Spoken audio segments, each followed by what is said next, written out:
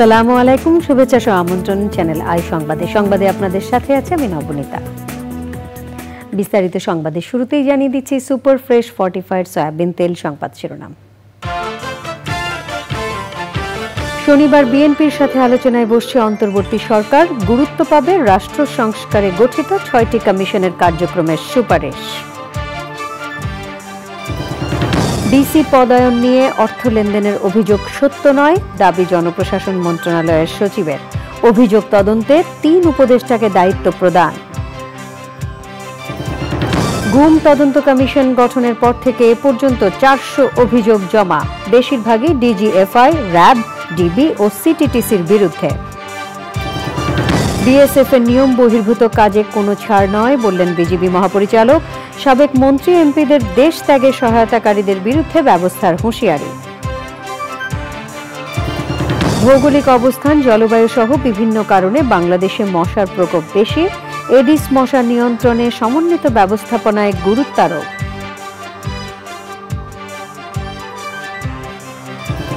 এবং স্কটল্যান্ডকে ১৬ রানে হারিয়ে নারী টি-20 বিশ্বকাপে বাংলাদেশের শুভ সূচনা, দারুণ বোলিংয়ে ম্যাচ সেরা ঋতুমণি।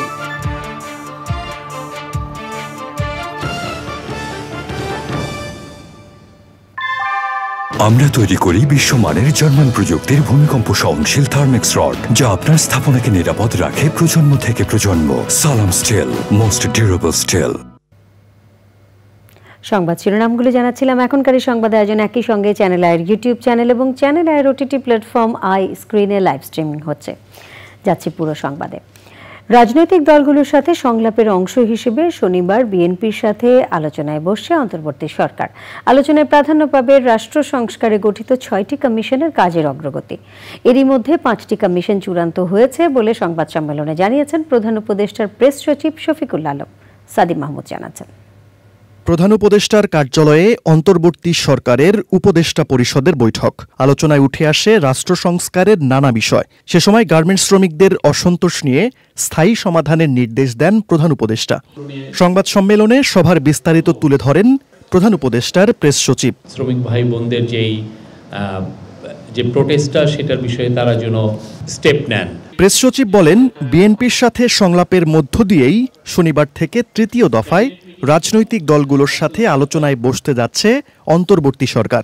বৈঠক থেকে রাজনৈতিক দলগুলোর কাছ থেকে সংস্কার কার্যক্রমের জন্য সুপারিশ নেবেন তারা। ৫টা কমিশন মোটামুটি ফাইনালাইজ, এটা জাস্ট ডিক্লারেশনটা বাকি। আর একটা কমিশনের ২-১ জনের নাম একটু বাকি আছে, এটাও আমরা আশা করছি ১-২ দিনের মধ্যে এটা ফাইনালাইজ হবে। পলিটিক্যাল পার্টিগুলোর সাথে আলাপটা শুরু হচ্ছে শনিবার ২:৩০টার সময়। প্রথম দিন বিএনপি থাকবে, এটুকু আমি বলতে পারি। এরপরে তো আরও বাংলাদেশের প্রধান কিছু পার্টিগুলো থাকবে। জেলা প্রশাসক নিয়োগ নিয়ে জনপ্রশাসন মন্ত্রণালয়ের সিনিয়র সচিবের বিরুদ্ধে ঘুষ বাণিজ্যের যে অভিযোগ উঠেছে তা খতিয়ে দেখা হচ্ছে বলে জানান প্রেস সচিব। একটা রিপোর্ট এসছে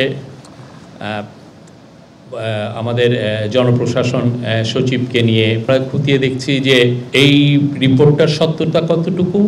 আমরা ফ্রিডম অফ প্রেসে বিশ্বাস করি, কিন্তু অ্যাট দ্য সেম টাইম আমরা আশা করব যে পত্রিকাগুলো তাদের নিউজ প্রেজেন্টেশনে আমরা আশা করব যে তারা কোনো ধরনের কোনো ডিসইনফরমেশন যাতে না ছড়ান।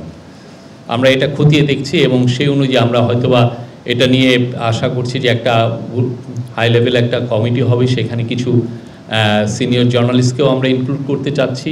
মালদ্বীপ ও কাতারের সাথে বন্দি বিনিময় চুক্তি ও রপ্তানি নীতি চূড়ান্ত হয়েছে বলেও উল্লেখ করেন প্রধান উপদেষ্টার প্রেস সচিব। Sadim Mahmud, channel I, Dhaka. জেলা প্রশাসক হিসেবে পদায়ন নিয়ে অর্থ লেনদেন বিষয়ক কথা বলার অভিযোগ উঠেছে জনপ্রশাসন মন্ত্রণালয়ের সিনিয়র সচিব মোখলেসুর রহমানের বিরুদ্ধে। তবে অভিযোগ সত্য নয় বলে দাবি করেছেন তিনি। অভিযোগ তদন্তে ৩ উপদেষ্টাকে দায়িত্ব দেওয়া হয়েছে বলে জানিয়েছেন সমাজ কল্যাণ উপদেষ্টা শারমিন মুর্শিদ। আরও জানাচ্ছেন রফিকুল বাশার। অন্তর্বর্তী সরকার শপথ নেওয়ার পর প্রশাসনের প্রায় প্রতিটি উচ্চ পদে নতুন নিয়োগ এবং পদায়ন হয়েছে।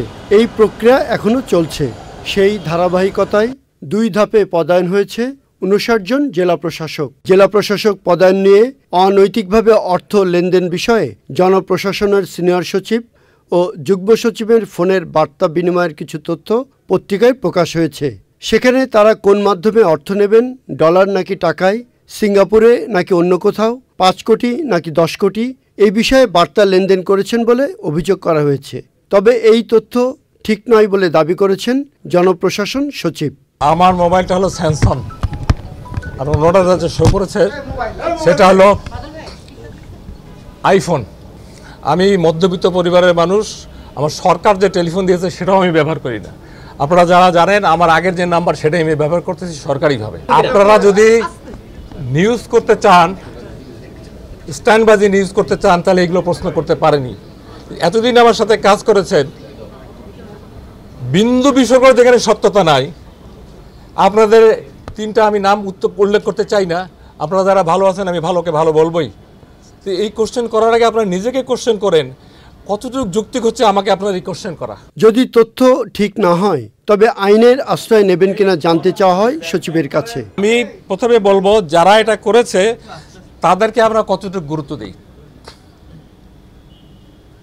একটা রাস্তার লোক আমি অনেক কথা বলতে পারো, আমি রাস্তার লোকের পিছনে দৌড়াবো না। আবার আমরা সরকারের পজিশন থেকে জনগণের স্বার্থে কাজ করি, যেভাবে আছে সেভাবেই কাজ করব, যতদিন করবো আল্লাহ হায়াতে রেখেছে আমার নিয়মকানুন মোতাবেক।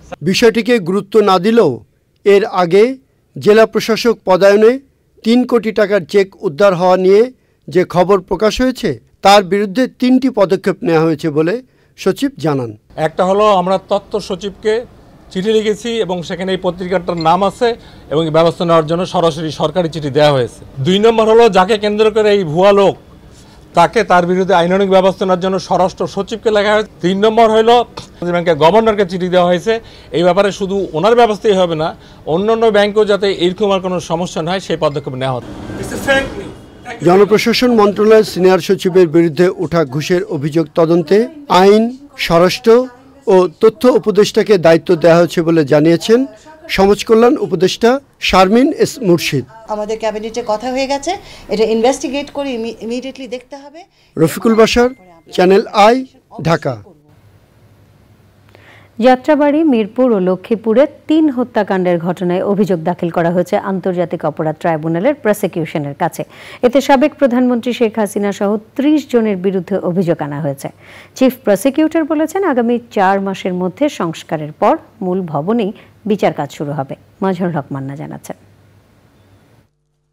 বৈষম্য বিরোধী আন্দোলনের সময় গত 18 জুলাই যাত্রাবাড়িতে পুলিশের গুলিতে শিক্ষার্থী সাকিব হাসান আর 4 আগস্ট লক্ষ্মীপুরের আরেক শিক্ষার্থী ওসমান গনি নিহত হন।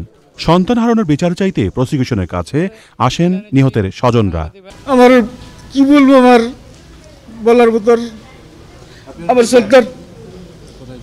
আমার সন্তানের মাথার মধ্যে পিছনে গুলিটা লাগছে আর পিছনে ডাইন সাইডে যে সিনা বরাবর গুলি লাগছে। আমার ছেলে যে মারছে, আমি যাদের ওইখানে যে পুলিশরা ছিল আমি তাদের বিরুদ্ধে সরকারের কাছে বিচার চাই। আমি আমার ছেলের বিচার তো চাইয়ে, আওয়ামী যে সন্ত্রাসীরা আমার ছেলেকে গুলি করে মারছে তাদের বাংলাদেশের সর্বোচ্চ শাস্তি কামনা করছি।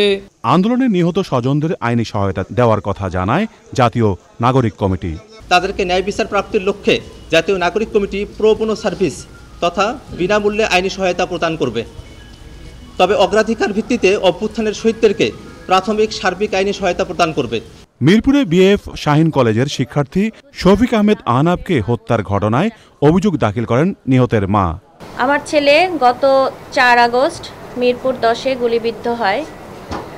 আমরা তার লাশ পাই হচ্ছে সরারদি হসপিটালে। কে বা কারা ওখানে গুলি করেছে সেটা আমরা জানি না, যেহেতু আমরা কোনো আসামিকে ওইভাবে করিনি। কিন্তু আমাদের সাবেক প্রধানমন্ত্রীর অনুমতিতেই তো এই কাজগুলো হয়েছে।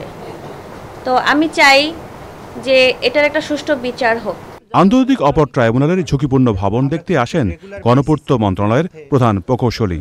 মূল ভবনের যে ছাদের যে ব্যাপারটা আছে, যেগুলো প্লাস্টার ধসে পড়া বা পানি পড়া বন্ধ করার ক্ষেত্রে ছাদটা যদি কমপ্লিটলি ওনারা নতুন করে করেন সেক্ষেত্রে 3 থেকে সর্বোচ্চ 4 মাস সময় তারা লাগবে, এটা বলেছেন। আমরা চাইব যতদূর সম্ভব দেশ এবং জাতি এবং আন্তর্জাতিক সম্প্রদায়ের কাছে দেখানো যে এটা একটা ভালো জায়গায়, ভালো পদ্ধতিতে এটা হচ্ছে। চিফ প্রসিকিউটর জানান, মূল ভবনের সংস্কার কাজ শেষ না হওয়া পর্যন্ত অস্থায়ী ভবনে কাজ চলমান থাকবে। মাছড়ক মান্না, চ্যানেল আই, ঢাকা। গঠনের পর থেকে 13 দিনে 400 অভিযোগ পাওয়া গেছে বলে জানিয়েছে গুম সংক্রান্ত কমিশন। বেশিরভাগ অভিযোগ এসেছে র্যাব, ডিজিএফআই, ডিবি ও সিটিটিসির বিরুদ্ধে। সংবাদ সম্মেলনে বলা হয়েছে, যে পরিচয়েই গুম করা হোক তাদের বিচার হবে। বন্দিশালা পরিদর্শনে ভিকটিমদের বক্তব্যের সাথে মিল পাওয়া গেছে বলেও জানিয়েছে কমিশন। 10 অক্টোবর পর্যন্ত কমিশনে অভিযোগ দেওয়া যাবে। নাজিব বেগ জানাচ্ছেন। মানবাধিকার সংগঠনগুলোর তথ্য অনুযায়ী আওয়ামী লীগ শাসন আমলে গেল 15 বছরে বাংলাদেশে বিরোধী মতসহ 700-র বেশি মানুষ গুম হওয়ার ঘটনা ঘটেছে। এর মধ্যে 150 জনের বেশি মানুষের খোঁজ মেলেনি। আইনশৃঙ্খলা রক্ষাকারী বাহিনী ও বিভিন্ন সংস্থার সদস্যদের হাতে জোরপূর্বক গুম হওয়া ব্যক্তিদের সন্ধানে সম্প্রতি কমিশন গঠন করে অন্তর্বর্তী সরকার। এরই মধ্যে কমিশনের হাতে 400 অভিযোগ এসেছে। কমিশনের কাছে নিজেদের বক্তব্য তুলে ধরেছেন গুম থেকে ফিরে আসা 75 জন। যারা উঠিয়ে নিয়ে গেছে বা গুম করেছে, তার আমরা তো এভিডেন্স পাচ্ছি। যাদের বিরুদ্ধে অ্যালিগেশনস, যারা পারপিটেটার্স অফ দ্য ক্রাইম, ওদেরকে তো আমরা তলব করব, তলব করে ওদের স্টেটমেন্ট নিব। বেশি অভিযোগ আসছে র্যাবের বিরুদ্ধে, তারপর ডিজিএফআইয়ের বিরুদ্ধে, তারপর আসছে আপনার ডিবির বিরুদ্ধে, হ্যাঁ সিটিটিসির বিরুদ্ধে। সম্প্রতি আয়নাঘর সহ গোয়েন্দা পুলিশ ও সিসিটিসির ইন্টারোগেশন রুম পরিদর্শন করেছে কমিশন। গুম হওয়া ব্যক্তি যে মতেরই হোক তার বিচার পাওয়ার অধিকার রয়েছে মনে করে কমিশন। তিনি ডাকাত ছিলেন না তিনি জঙ্গি ছিলেন নাকি, এই বিভাজনে আমাদের যাওয়ার কোনো ইখতিয়ার নেই। খুব স্পষ্টভাবে বলি, যিনি এনফোর্স ডিসঅ্যাপিয়ারেন্সের শিকার তার অভিযোগ আমরা গ্রহণ করব। কোন কোন সেলে কিভাবে থাকতো, তাদের কখন কখন বাথরুমে নিত, কখন খাবার দিত, কি ধরনের খাবার দিত, কি কি জিনিস ছিল, ওগুলার মিল পেয়েছি। যেই বর্ণনাগুলো দিয়েছেন সেই বর্ণনা অনুযায়ী সেলগুলো এখন অনেকাংশেই নাই। তার মানে হয় স্যার যেটা বলছেন চেঞ্জ করেছে, পরিবর্তন করেছে, কিছু জিনিস ভেঙে ফেলেছে। কমিশন বলছে স্বাধীনভাবে কাজ করবেন তারা। নাজিব বেগ, চ্যানেল আই, ঢাকা। ভারতীয় সীমান্ত রক্ষা বাহিনী বিএসএফ নিয়ম নীতির বাইরে কোনো কাজ করলে ছাড় দেওয়া হবে না বলে জানিয়েছেন বিজিবি মহাপরিচালক মেজর জেনারেল আশরাফুজ্জামান সিদ্দিকী। সাবেক মন্ত্রী এমপিরা অবৈধভাবে কিভাবে দেশের সীমানা পাড়ি দিয়েছেন তা নিয়েও প্রশ্ন তুলেছেন তিনি। ওইসব ঘটনায় বিজিবির কেউ জড়িত থাকলে কঠোর ব্যবস্থার হুঁশিয়ারি দেন বিজিবি মহাপরিচালক। দুর্গাপূজা ঘিরে অস্থিতিশীল পরিবেশ তৈরির আশঙ্কা থাকলেও বিশৃঙ্খলা এড়াতে বিজিবি প্রস্তুত বলে জানান তিনি। শহীদুল্লাহ রাজু জানাচ্ছেন। 5 আগস্ট ছাত্র জনতার অভ্যুত্থানের পর সাবেক মন্ত্রী এমপি সহ আওয়ামী লীগ নেতাকর্মীর পাশাপাশি সরকারি কর্মকর্তাদের অনেকেই সীমান্ত দিয়ে পালিয়ে গেছেন বলে অভিযোগ উঠেছে। আবার পালানোর সময় গ্রেপ্তার হয়েছেন কেউ কেউ। এমন ঘটনায় এখন পর্যন্ত 22 জনকে গ্রেপ্তার করেছে বিজিবি। বিজিবির সদর দপ্তরে সংবাদ সম্মেলনে বাহিনীর মহাপরিচালক বলেন, 5 আগস্টের পর থেকে দেশের বাইরে পালিয়ে যেতে পারে এমন ব্যক্তিদের তালিকা করেছেন তারা। 5 আগস্ট বিকাল সন্ধ্যা থেকে আমরা সেটি অনুমান করতে পারছিলাম। অনেকের সাথেই আমরা আলোচনা করে নিজ তাগিদে কারা কারা পালাতে পারে তাদের একটি লিস্ট করে আমি আমাদের সকল আইসিপি, সকল বিওপি, সকল রিজন সেক্টর ব্যাটালিয়নে সরবরাহ করেছি। আমাদের বিজিবি সদস্যের এই পালিয়ে যাওয়ার জন্য সহায়তা করার মতো অডাসিটি আস্পর্ধা হবে না। আদারওয়াইজ যদি হয় যে কেউ কখনো সহায়তা করেছে সেই বিষয়ে চরম শাস্তির আওতায় আনা হবে। সীমান্ত পরিস্থিতি নিয়েও কথা বলেন বিজিবির মহাপরিচালক। অফিশিয়ালি পেশাদার একটা সম্পর্ক বিএসএফ এর সাথে বজায় রাখতে হবে, কারণ এটা দেশের সীমান্তের নিরাপত্তার বিষয়টুকু আছে, সেটি আমরা বজায় রাখার সর্বোচ্চ চেষ্টা করছি এবং কোনো কিছুতে কম্প্রোমাইজ করে নিজেরা ছাড় দিয়ে কোনো কিছু হবে না, এতটুকু নিশ্চয়তা দিচ্ছি। দুর্গাপূজায় নিরাপত্তা নিয়ে বিজিবি মহাপরিচালক বলেন, বাংলাদেশ ভারত সীমান্তের অভ্যন্তরীণ 8 কিলোমিটার জুড়ে প্রায় 2000টি পূজা মণ্ডপ রয়েছে। গতবারের তুলনায় এবার পূজা মণ্ডপ কিছুটা কম হলেও নিরাপত্তা জোরদার থাকবে। পার্বত্য চট্টগ্রামের বিষয়ে তিনি বলেন, পাহাড়ে শান্তি ফিরিয়ে আনতে অপ্রীতিকর ঘটনাগুলোকে প্রতিহত করতে কাজ করছে BGB. Shahidullah Raju, channel I, Dhaka. ভৌগোলিক অবস্থান, তাপমাত্রা, আর্দ্রতা ও জলবায়ু সহ বিভিন্ন কারণে বাংলাদেশে মশার প্রকোপ বেশি। বছরের নানা সময়ে ডেঙ্গু সহ বিভিন্ন মশাবাহিত রোগের প্রাদুর্ভাব দেখা দেয়। সম্প্রতি দেশে ডেঙ্গু জ্বর মহামারী রূপ ধারণ করেছে। পরিস্থিতির উন্নয়ন ও এডিস মশা নিয়ন্ত্রণে শুধু ওষুধ প্রয়োগই নয়, সমন্বিত মশক ব্যবস্থাপনার মতো বিজ্ঞানসম্মত পদক্ষেপ নিতে হবে। ধ্বংস করতে হবে মশার আবাসস্থল। আফরোজা হাসি জানাচ্ছেন। ডেঙ্গু জ্বর এডিস মশাবাহিত ভাইরাসজনিত রোগ। মূলত এডিস ইজিপ্টি প্রজাতির মশা বাংলাদেশে ডেঙ্গু রোগের জন্য দায়ী। জুলাই থেকে অক্টোবর মাস পর্যন্ত এডিস মশার বিস্তার বেশি ঘটে বলে এ সময়ে ডেঙ্গু জ্বরের প্রকোপ দেখা যায়। প্রাপ্তবয়স্ক এডিস মশা দেখতে অন্যান্য প্রজাতির মশার তুলনায় ভিন্ন। দেহে ও পায়ে সাদা কালো দাগ দেখেই সহজেই এডিস মশা চেনা যায়। ডেঙ্গু জ্বরে আক্রান্ত কোনো রোগীর রক্তপান করা এডিস মশা সুস্থ মানুষকে কামড়ালে ডেঙ্গু রোগ ছড়ায়। সাধারণত কামড়ানোর 3 থেকে 14 দিনের মধ্যে আক্রান্ত ব্যক্তির শরীরে তীব্র জ্বর অনুভূত হয়। সেই সাথে শরীর জুড়ে থাকে প্রচণ্ড ব্যথা। এছাড়া এর প্রভাবে রক্তে প্ল্যাটিলেট বা অনুচক্রিকার সংখ্যাও কমতে থাকে। এমনকি যথাযথ চিকিৎসার অভাবে মৃত্যুও হতে পারে। তবে ডেঙ্গু আক্রান্ত হলে বিশ্রামের পাশাপাশি পর্যাপ্ত পানি ও তরল জাতীয় খাবার গ্রহণ এবং দ্রুত চিকিৎসকের শরণাপন্ন হতে হয়। ডেঙ্গু প্রতিরোধে এরই মধ্যে মশা নিধন কর্মসূচি বাস্তবায়ন করছে সরকার। পাশাপাশি মশা নিয়ন্ত্রণে বিভিন্ন ধরনের জনসচেতনতামূলক কার্যক্রমও পরিচালনা করা হচ্ছে। তবে এডিস মশা দমনে প্রয়োজন সকলের সক্রিয় অংশগ্রহণ। এর বিস্তার রোধে বসতবাড়ির আঙিনা পরিষ্কার পরিচ্ছন্ন রাখতে হবে। 3 দিন পর পর পড়ে থাকা পাত্র, ফুলের টব, পরিত্যক্ত টায়ার, প্লাস্টিক বোতল সহ যে কোনো উন্মুক্ত স্থানে জমে থাকা পানি নিয়মিত অপসারণ করতে হবে। পর্যাপ্ত ঔষধ প্রয়োগের মাধ্যমেও প্রাপ্তবয়স্ক মশা ও লার্ভা ধ্বংস করা যায়। এছাড়া ডেঙ্গু জ্বর থেকে রক্ষার জন্য দিনে কিংবা রাতে ঘুমানোর সময় অবশ্যই মশারি ব্যবহার করতে হবে। জানালায় মশা প্রতিরোধক নেট ব্যবহার এবং স্প্রে কিংবা কয়েল ব্যবহারের মাধ্যমেও এডিস সহ অন্যান্য মশা থেকে নিরাপদ থাকা সম্ভব। আফরোজা হাসি, প্রকৃতি ও জীবন ডেস্ক, চ্যানেল আই। জুলাই গণ অভ্যুত্থানে আহতদের সুচিকিৎসা নিশ্চিতে সরকারি কোঅর্ডিনেশন দপ্তর খোলার আহ্বান জানিয়েছে আহতদের নিয়ে কাজ করা সংগঠন সার্বভৌমত্ব আন্দোলন। সংবাদ সম্মেলনে সংগঠনটির সমন্বয়করা জানান, আহতদের জন্য সরকারের পক্ষ থেকে অর্থ বরাদ্দ দেওয়ার কথা বলা হলেও সেই টাকা না পাওয়ায় অবর্ণনীয় জীবন কাটাচ্ছেন তারা। লালা নওশিন জানাচ্ছেন। যাদের বুকের রক্ত, অঙ্গহানি আর শারীরিক ক্ষতের বিনিময়ে জুলাই গণ অভ্যুত্থানের মধ্য দিয়ে ফ্যাসিবাদী সরকারের পতন হয়ে নতুন বাংলাদেশের সূচনা হয়েছে, সে আহত ছাত্র জনতা এখনও কাতরাচ্ছে হাসপাতালের বিছানায়। সরকারের পক্ষ থেকে সর্বোচ্চ গুরুত্ব দিয়ে সুচিকিৎসা নিশ্চিতের কথা বলা হলেও অনেকেই সঠিক চিকিৎসা পাচ্ছে না বলে অভিযোগ করেছে আহতদের নিয়ে কাজ করা সংগঠন সার্বভৌমত্ব আন্দোলন। বরাদ্দ অর্থ আহতদের কাছে পৌঁছায়নি বলে দাবি তাদের। এখন পর্যন্ত আমি সরকারি কোনো 1 পয়সা পাই নাই। আর আমি যতটুকু জানি সরকার এখন পর্যন্ত কোনো ধরনের কাউকে ওভাবে টাকা দেয় নাই অফিসিয়ালি। আর বিভিন্ন সরকারি হসপিটালগুলোর যে পরিস্থিতি, এই যে ডোনেশন করে না মানুষ, যে সমাজসেবা অধিদপ্তর আছে ওখানে গিয়ে মানুষ ডোনেশন করে, ওই ডোনেশনের টাকা দিয়ে চিকিৎসা হচ্ছে। প্রতিনিয়ত লাশের মিছিল বাড়ছে, প্রতিনিয়ত মৃত্যুর মিছিল বাড়ছে। আমি যদি ওই লাশের ওই ফ্যামিলিকে জিজ্ঞেস করা হয়, তাদের কোনো খোঁজ খবরই নেওয়া হয় না। আহতদের মধ্যে যারা উন্নত চিকিৎসার জন্য বিদেশে যেতে আগ্রহী, তারা আমলাতান্ত্রিক নানা জটিলতার মুখোমুখি হচ্ছে বলে জানায় সংগঠনটি। আজকে আমরা যে দেশ পেলাম এটা তো আসলে তারা এনে দিয়েছে।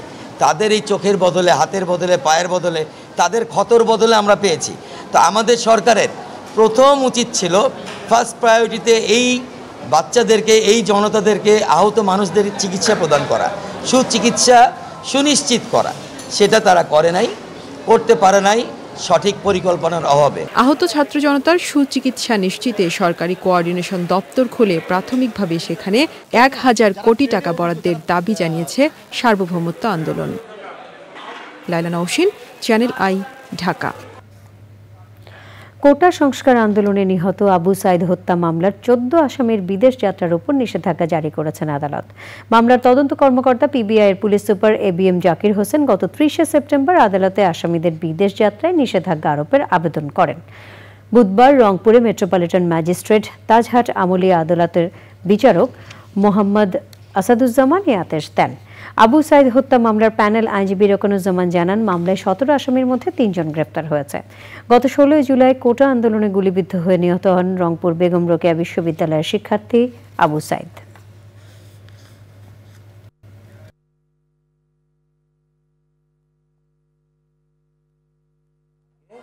সাইদ হত্যা মামলার 2 জন পুলিশ কর্মকর্তা, একজন হচ্ছে এসআই আমির আলী এবং শ্রী সুজন চন্দ্র রায়, তারা গ্রেপ্তার হন।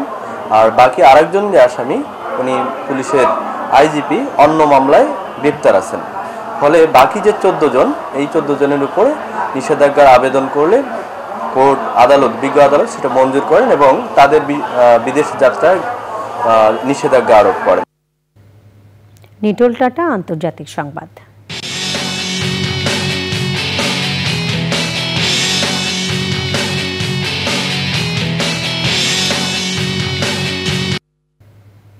ইরানের ক্ষেপণাস্ত্র হামলার পরও লেবাননে হামলা অব্যাহত রেখেছে ইসরায়েল। লেবাননের রাজধানী বৈরুতে ইসরায়েলি রকেট হামলায় 9 জন নিহত এবং 14 জন আহত হয়েছে। গত 24 ঘন্টায় 100 জন নিহত হয়েছে। এখনো পর্যন্ত ইসরায়েলি হামলায় প্রায় 2000 লেবানিজ নিহত হয়েছে বলে জানিয়েছে দেশটির স্বাস্থ্য মন্ত্রণালয়। ইসরায়েলের সামরিক বাহিনী বলছে, তাদের বিমান বাহিনী বৃহস্পতিবার বৈরুতে হিজবুল্লাহর গোয়েন্দা সদর দপ্তরেও হামলা চালিয়েছে। দক্ষিণ লেবাননের মারুন আল রাস গ্রামে প্রবেশের সময় ইসরায়েলি সেনাদের উপর বোমা হামলা চালিয়েছে হিজবুল্লাহ। জাতিসংঘের ইসরায়েলি রাষ্ট্রদূত ড্যানি ডানান সংবাদ মাধ্যম সিএনএনকে জানিয়েছে যে শিগগিরই ইরানের হামলার প্রতিশোধ নেওয়া হবে। ইরানে হামলা চালালে পাল্টা কঠোর হামলার হুঁশিয়ারি দিয়েছে তেহরান। এদিকে গাজায় ইসরায়েলি হামলায় হামাস সরকারের প্রধান রাবি মুস্তাহা নিহত হয়েছে বলে দাবি করছে আইডিএফ। আই স্ক্রিন সাংস্কৃতিক সংবাদ।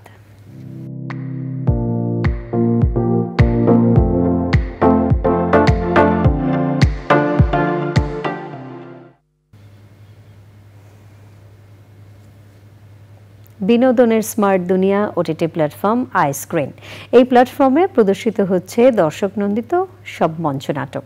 এরই ধারাবাহিকতায় শুক্রবার আই স্ক্রিনে আসছে মঞ্চনাটক একগুচ্ছ গল্প, যেখানে অভিনয় করেছেন জনপ্রিয় অভিনেত্রী অপি করিম, আজাদ আবুল কালাম সহ অনেকে। আই স্ক্রিন সাবস্ক্রাইব করে নাটকটি উপভোগ করতে পারবেন দর্শক।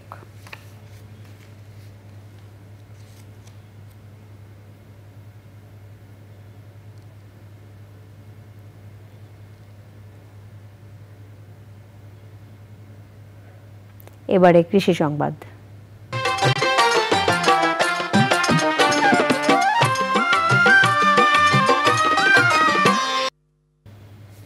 জনপ্রিয় ফল আঙ্গুর প্রথমবারের মতো চাষ করে সফল হয়েছেন চাঁদপুরের উদ্যোক্তা কামরুজ্জামান প্রধানিয়া।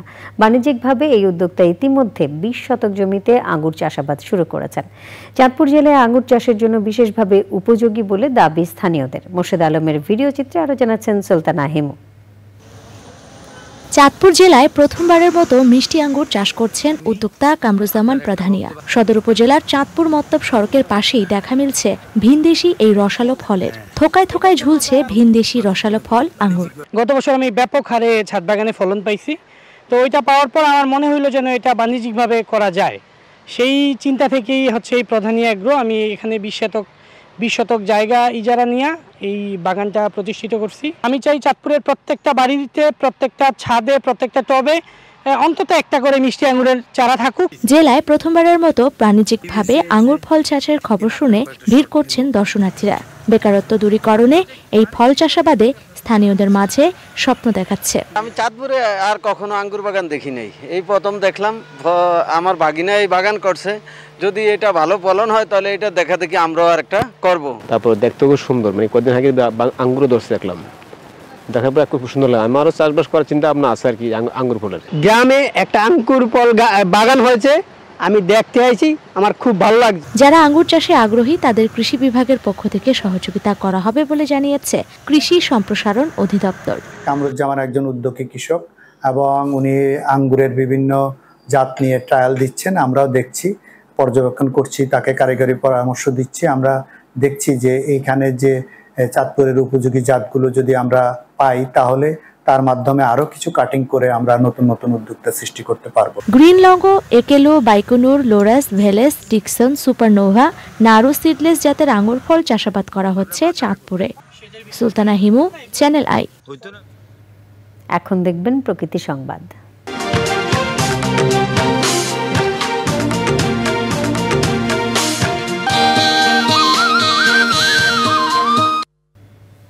দখল, দূষণ আর অপরিকল্পিত বাঁধের কারণে মৃতপ্রায় কিশোরগঞ্জের ঐতিহ্যবাহী নরসুন্দা নদী। নদী পুনরুদ্ধারে বিভিন্ন সময় প্রকল্প নেওয়া হলেও শতভাগ বাস্তবায়ন যেমন হয়নি, তেমনই আসেনি ইতিবাচক ফল।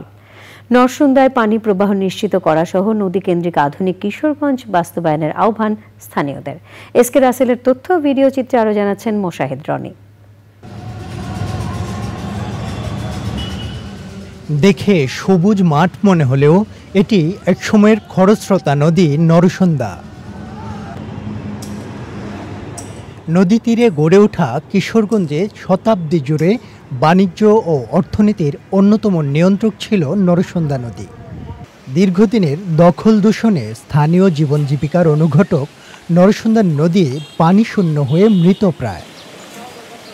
পরিবেশ প্রতিবেশ রক্ষায় নদী উদ্ধার ও নাব্যতা ফেরাতে ১১০ কোটি টাকার প্রকল্প নেওয়া হলেও অব্যবস্থাপনা ও দুর্নীতিতে মেলেনি সুফল। পানি প্রবাহের যে রাস্তা সবগুলো বন্ধ করে দেওয়া হয়েছে এবং নদীটা টোটালি একটা তার টোটাল জীববৈচিত্র্য হারিয়ে নদীটি আজকে একটা বাগানে পরিণত হয়েছে। এই নদীকে যেন নদীর রূপ ফিরে দেয়। সুন্দা মৃত হওয়ার কারণে আমাদের বাণিজ্যেও কিন্তু একটা বিরাস্তবিরতা। পানি প্রবাহ নিশ্চিতের পাশাপাশি নদী কেন্দ্রিক পর্যটন শিল্প গড়ে তোলার দাবি স্থানীয়দের। বইপত্রে পড়েছি নদীটা একসময় সচল ছিল, এখানে নৌকা চলাচল হতো, এখন তো আমরা এটা দেখতে পাচ্ছি না। নরসুন্দাকে বাদ দিয়ে মেরে ফেলা হয়েছে, যার ফলে আমরা নদী দেখতে পাই না। ময়লা এবং আবর্জনায় ভরে গেছে। নদীমাতৃক দেশে এখন আমাদের নরসুন্দা নদীকে মানে বাদ দিয়ে মেরে ফেলা হচ্ছে। তারা যদি আমাদেরকে ডাকে আমরা নিজেরা মাঠে নামবো, তবু যেন আমাদের নদীটিকে সংস্কার করা হয়। আমরা চাই এটা এই বরফে নৌকা আইতারা যাইতারা। নরসুন্দা ও জেলার অন্যান্য নদী উদ্ধারে প্রয়োজনীয় উদ্যোগের আশ্বাস কর্তৃপক্ষের। সামগ্রিকভাবে সকল নদ-নদীর বাস্তবিক যে অবস্থা আছে, এখন কোথায় দখল আছে এবং দখলদার কারা, এই লিস্ট করে পর্যায়ক্রমে এই অবৈধ দখল উচ্ছেদ করা হবে এবং এই দূষণ এবং দখলটা নিয়ন্ত্রণ করা হবে। আবহমান বাংলার শত শত বছরের ইতিহাস ঐতিহ্যের সাথে গভীরভাবে যুক্ত নরসুন্দা আজ কিশোরগঞ্জের দুঃখ হয়ে বইছে। পরিবেশবিদরা বলছেন, যথাযথ উদ্যোগে নরসুন্দার নাব্যতা ফিরলে শুধু প্রাণ প্রকৃতি আর বাস্তুতন্ত্রই রক্ষা পাবে না, বরং গতি আসবে জেলার জীবন জীবিকায়। শেয়ার বাজারে টানা দরপতনের প্রতিবাদে নিয়ন্ত্রক সংস্থা বিএসইসির সামনে বিক্ষোভ করেছেন বিনিয়োগকারীরা। বিএসইসি চেয়ারম্যানের নেওয়া কিছু সিদ্ধান্তের সমালোচনা করে তাঁর পদত্যাগও দাবি করেছেন বিক্ষোভকারীরা। ওই দাবিতে পরে কয়েক ঘন্টা বিএসইসি ভবনের মূল ফটক অবরুদ্ধ করে রাখেন তারা। পরাগ আজিম জানাচ্ছেন। আওয়ামী লীগ সরকারের পতনের পর টানা কয়েকদিন চাঙ্গা ভাব ছিল দেশের শেয়ার বাজারে। তবে প্রায় 2 সপ্তাহ পর থেকেই আবার পতনের ধারা শুরু হয়, যা এখনও চলমান। সম্প্রতি তালিকাভুক্ত কয়েকটি কোম্পানিকে শেয়ারের জেড ক্যাটাগরিতে স্থানান্তরের পর দরপতন আরও জোরালো হয়। বুধবার একদিনেই ঢাকা স্টক এক্সচেঞ্জের প্রধান সূচক কমে যায় 132 পয়েন্ট। সেই সঙ্গে উল্লেখযোগ্যভাবে কমে যায় বেশিরভাগ শেয়ারের দাম। এই অবস্থায় রাজধানীর আগারগাঁওয়ে নিয়ন্ত্রক সংস্থার সামনে মানববন্ধন ও বিক্ষোভ করেন দিশেহারা বিনিয়োগকারীরা। উনি বাইপোস্ট করে কিছু কোম্পানিকে জেড পাঠাইয়ে দিয়ে জেড ক্যাটাগরিতে করে পুরো মার্কেটকে ধ্বংস করে দিয়েছে। 28টা কোম্পানি জেড গ্রুপে নেওয়া হয়েছে, তাদের কোম্পানির তো চেয়ারম্যান, এমডি বা মালিক পক্ষের অনারিয়াম সবকিছু ঠিক আছে, তাহলে সাধারণ বিনিয়োগকারী আজকে পথে বসে গেছে। বর্তমান যে এসএসসি চেয়ারম্যান উনি আসার পরে যে সব পদক্ষেপ নিছে, কোন পদক্ষেপে শেয়ার হোল্ডারদের জন্য পুঁজিবাজার বান্ধব হয় নাই। এটা একটা সেনসিটিভ জায়গা, এই জায়গাটা কাজ করতে খুব হিসাব কিতাব করে করতে হবে। বিএসইসি চেয়ারম্যানের পদত্যাগ দাবি করে কর্মসূচিও ঘোষণা করা হয়। আমরা 16টা বছর আমরা চাইছি দেশ পরিবর্তন হবে, বাজার ভালো হবে, কিন্তু বাজার তো ভালো হলোই না, বরং উল্টা এই 1.5 মাসে 60 থেকে 70% টাকা নাই হয়ে গেছে। বাজার সম্পর্কে তার ন্যূনতম যে জ্ঞান তা সেটা নাই, একমাত্র তার কারণে তাকে পদত্যাগ চাচ্ছি। এই যে শ্রেণীবিন্যাস করেছে তা বাদ দিতে হবে। যে সমস্ত কোম্পানির শেয়ার ইস্যু মূল্যের নিচে অবস্থান করতেছে, আমাদের প্রথম দাবি হলো ওই সমস্ত কোম্পানিকে বাইব্যাক করতে হবে। যদি বাইব্যাক না করা হয়, আমরা আগামী মঙ্গলবার ঢাকায় সরকারের সামনে কাপড়ে কাপড় পরে আমরা অবস্থান করব। পরে বিনিয়োগকারীরা ডিএসসিসি ভবনের ভেতরে মিছিল নিয়ে যেতে চাইলে বাধা দেয় পুলিশ। পরাগ আজিম, চ্যানেল আই, ঢাকা। পানিতে ডুবে শিশু মৃত্যু ভয়াবহ হলেও প্রতিরোধ কার্যক্রম খুবই অবহেলিত। এই অকাল মৃত্যুর অসংখ্য খবর গণমাধ্যমে প্রচার ও প্রকাশ করা হলেও প্রতিরোধে নেওয়া কার্যক্রমগুলো ততটা জোরালো নয়। রাজধানীতে বিশ্ব শিশু ও শিশু অধিকার দিবস উপলক্ষে আলোচনায় বক্তারা এসব কথা বলেন। Centre for injury prevention and research Bangladesh CIPRB, Bangladesh শিশু একাডেমি এবং সিনারগঞ্জ বাংলাদেশ রাজধানীর সিরডাপ মিলনায়তনে এই আলোচনার আয়োজন করে। শিক্ষা প্রতিষ্ঠানগুলোতে বাধ্যতামূলক সাঁতার প্রশিক্ষণ চালু হলে পানিতে ডুবে শিশু মৃত্যুর হার অনেকটাই কমবে বলে আলোচকরা মনে করেন। মহিলা ও শিশু বিষয়ক মন্ত্রণালয়ের যুগ্ম সচিব ফেরদৌসী বেগমের সভাপতিত্বে অনুষ্ঠানের প্রধান অতিথি ছিলেন মহিলা ও শিশু বিষয়ক মন্ত্রণালয়ের অতিরিক্ত সচিব তানিয়া খান। সভায় বক্তব্য রাখেন CIPRB'র নির্বাহী পরিচালক professor doctor AKM Fazlur Rahman, deputy নির্বাহী পরিচালক ডক্টর আনিসুর রহমান, সিনারগঞ্জের কান্ট্রি হেড এশা হোসেন, গণমাধ্যম ব্যক্তিত্ব মীর মাশরুজ্জামান এবং অন্যরা। চ্যানেল আইয়ের ২৬ বছরে পদার্পণ উপলক্ষে গাইবান্ধায় আমার চ্যানেল আই দর্শক ফোরামের আয়োজনে আলোচনা সভা এবং মেধাবী শিক্ষার্থীদের মাঝে গাছের চারা বিতরণ করা হয়েছে। গোবিন্দগঞ্জ পৌর মডেল স্কুলের হলরুমে আলোচনা সভায় সভাপতিত্ব করেন ফোরামের সভাপতি আব্দুস সালাম। আয়োজনে প্রধান অতিথি ছিলেন গাইবান্ধা কৃষি সম্প্রসারণ অধিদপ্তরের উপপরিচালক খোরশেদ আলম। গোবিন্দগঞ্জ প্রেস ক্লাবের সাবেক সভাপতি জাহিদুর রহমান প্রধান টুকুর উপস্থাপনায় আলোচনায় বক্তৃতা করেন চ্যানেল আইয়ের গাইবান্ধা জেলা প্রতিনিধি ফারুক হোসেন, বিভিন্ন শিক্ষা প্রতিষ্ঠানের শিক্ষক এবং বিশিষ্টজনেরা। পরে শিক্ষার্থীদের মাঝে গাছের চারা বিতরণ করা হয়। আলোচনা সভা ও সাংস্কৃতিক অনুষ্ঠানের মধ্য দিয়ে ঢাকা মহানগর মহিলা কলেজে নবীনবরণ 2024 হয়েছে। কলেজের পরিচালনা পর্ষদের সভাপতি অবসরপ্রাপ্ত মেজর জেনারেল ডক্টর মনিরুল ইসলাম অনুষ্ঠানে প্রধান অতিথি ছিলেন। কলেজের ভারপ্রাপ্ত অধ্যক্ষ ইসমত আরার সভাপতিত্বে আয়োজনে বিশেষ অতিথি ছিলেন ঢাকা বিশ্ববিদ্যালয়ের অধ্যাপক ডক্টর রবিউল ইসলাম। নবীন শিক্ষার্থীদের উদ্দেশ্যে অতিথিরা বলেন, ছাত্র জীবন নিজেকে মানুষ হিসেবে গড়ার সময়, এখন সময় এসেছে দেশ গড়ার। দেশের উন্নয়নে সর্বোচ্চ সেবা দিয়ে যাবে শিক্ষার্থীরা, এমনটাই প্রত্যাশা করেন শিক্ষক এবং অভিভাবকরা। দ্বিতীয় পর্বে মনোজ্ঞ সাংস্কৃতিক অনুষ্ঠান পরিবেশন করেন কলেজের শিক্ষার্থীরা।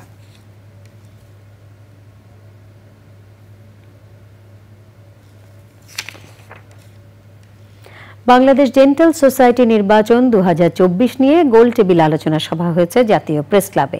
বিগত দিনের ঘাটতি, উন্নতি, বর্তমান প্রেক্ষাপট ও ডেন্টিস্ট্রি পেশা এবং ভবিষ্যতের সুন্দর ও অংশগ্রহণমূলক নির্বাচন নিয়ে মতবিনিময় সভার আয়োজন করা হয়।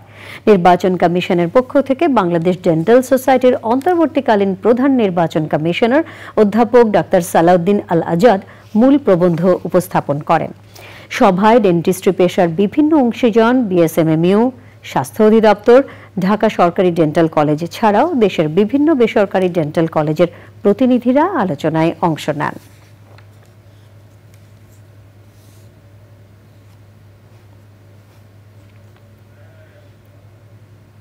এবার খেলার খবর।